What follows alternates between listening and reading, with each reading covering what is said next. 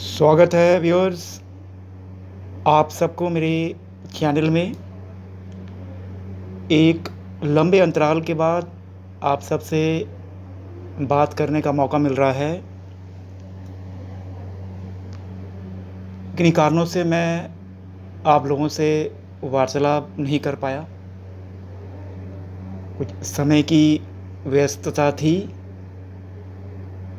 और जैसे ही समय मिला मैंने सोचा आज एक वीडियो बनाकर आप लोगों से बात किया जाए।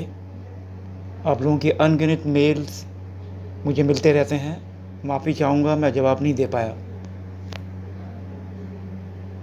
कईयों ने पूछा कि राहु की महादशा चल रही है। जनरली आपके विचार से राहु की महादशा के समय किस प्रकार का प्रभाव देखा जा सकता है, इस विषय में मैं और क्या बोलूं। राहु ने मिथुन राशि में आकर पूरे दुनिया को हिला दिया कोरोना वायरस को जन्म देकर। राहु स्वयं एक वायरस है। साथ में केतु और बृहस्पति धनु राशि में विराजमान होकर पूरे दुनिया में एक ऐसा माहौल उत्पन्न कर दिया जो आज तक कभी सोचा ही नहीं गया था।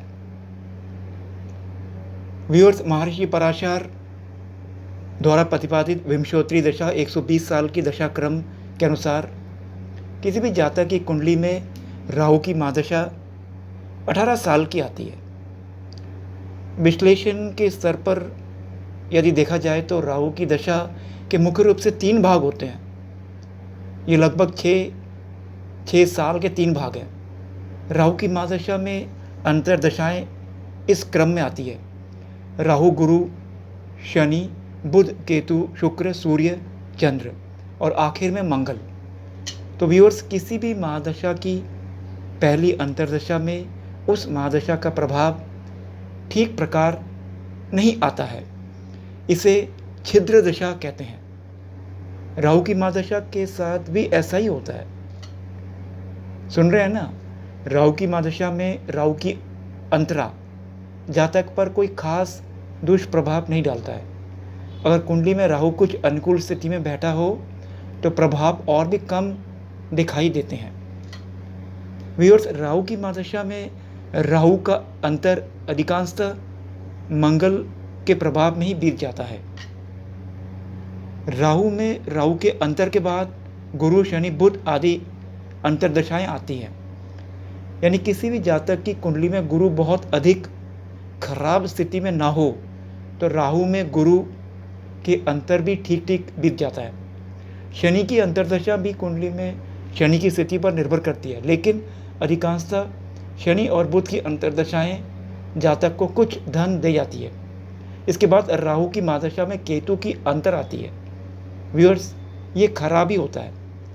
मैंने आज तक किसी जातक की कुंडली में राहु की महादशा में केतु का अंतरा फलदायी नहीं देखा है। राहु में शुक्र कार्य का विस्तार करता है और कुछ क्षणिक सफलताएं देता है। इसके बाद का दौर सबसे खराब होता है।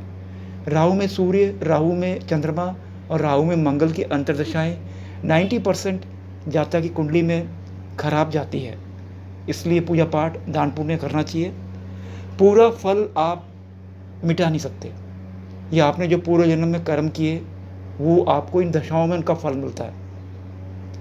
इसलिए तो धार्मिक प्रवचनों में, धार्मिक पुस्तकों में कहा गया है, संत मुनियों ने कहा है कि कोई भी कर्म करने से पहले हमें बहुत बार सोचना चाहिए कि मैं ये कर्म कर रहा हूँ या कर रही हूँ, इसका प्रभाव धर्म के अनुसार है या नहीं है।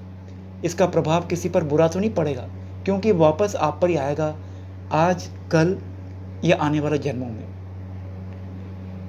आप में से लोगों ने पूछा क्या जातक व्यक्ति के मन पर राहु प्रभाव डालता है, डिप्रेशन हम जा रहे हैं। व्यूअर्स, राहु केवल सिर वाला भाग है। आज राहु ने कोरोना पैदा कर दिया। अनगिनत लोगों को डिप्रेशन में राहु ने डाल दिया। ये राक्षस है, कभी शांति से आपको नहीं रहने देगा। राहु गुप्त रहता है। राहु गुड़ है, छिपा हुआ, अपना भेष बदल सकता है। जो ढका हुआ वो सब कुछ राहु के अधीन है। भले ही पॉलीथीन से ढकी मिठाई हो या उल्टी घड़े की भीतर की स्पेस, कचौड़ी के भीतर की खाली स्थान हो या अंडरग्राउंड, ये सभी राहु के कारक तत्व हैं। राहु की दशा तो अंतर्दशा में जातक की मति भ्रष्ट होती है। क्योंकि राहु का स्वभाव गुण है, सो ये समस्या भी गुण देता है। जातक परेशान भी होता है, लेकिन ये परेशानी व्यूअर्स अधिकांशतः मानसिक फितूर के रूप में होता है, जिसका कोई ज़मीनी आधार नहीं होता। राहु के दौर में बीमारी होती है, अधिकांशतः पेट और सिर से संबंधित इन बीमारियों के कारण भी स्पष्ट नहीं हो पाता। इस प्रकार राहु से पीड़ित व्यक्ति जब चिकित्सक के पास जाता है तो चिकित्सक प्रथम दृष्टया यह निर्णय नहीं कर पाता कि वास्तव में रोग क्या है। ऐसे में जांच कराई जाती है और आपको जानकर आश्चर्य होगा कि ऐसे मरीज जांच रिपोर्ट बिल्कुल दुरुस्त पाए जाते हैं। बार बार चिकित्सक के चक्कर लगा रहे राहु के मरीज को आखिर चिकित्सक मानसिक शांति की दवाई देते हैं। राहु के आखिरी 6 साल सबसे खराब होते हैं। इस दौर में जब जातक ज्योतिषी के पास आता है तब तक उसकी नींद प्रभावित हो चुकी होती है। यह नींद प्रभावित का अर्थ केवल नींद उड़ना नहीं है, नींद लेने के चक्र प्रभावित होते हैं और नींद की क्वालिटी में गिरावट आती है। मंगल की दशा में जहाँ जातक बेसुध होकर सोता है, वहीं राहु की जातक की नींद हल्की हो जाती है। सोने के बावजूद उसे लगता है कि आसपास के वातावरण के प्रति वो सजग है। रात को देरी से सोता है, सुबह उठने पर हैंगओवर जैसी स्थिति रहती है, तुरंत सक्रिय नहीं हो पाता। राहु की तीनों प्रमुख समस्याएं यानी वात रोग, दिमागी फितूर और प्रभावित हुई नींद जातक के निर्णयों को प्रभावित करने लगती है। इसका नतीजा ये होता है कि जातक के प्रमुख निर्णय गलत होने लगते हैं। एक गलती को सुधारने के कोशिश में जातक दूसरी और तीसरी गलतियां करने लगता है और फंस जाता है परेशानियों में। ज्योतिष के क्षेत्र में व्यूअर्स एकमात्र राहु की समस्याएं ऐसी है जो दीर्घकाल तक चलती है। राहु के समाधान के लिए कोई एकल ठोस उपाय कारगर नहीं होता। ऐसे में जातक को हर प्रकार के उपाय, मंत्र, दान पुण्य इनका सहारा लेना चाहिए। पूरा तो कर्म के फल को आप मिटा नहीं सकते, वो तो आप भोगना ही पड़ेगा आपको। उसकी जो इम्पैक्ट है, दान पुण्य, पूजा पाठ, धर्म के रास्ते में चलकर, अच्छे रास्ते में चलकर, पुण्य कर्म करके उसको आप इम्पैक्ट को कम कर सकते हो।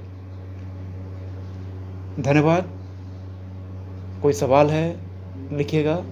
धन्यवाद।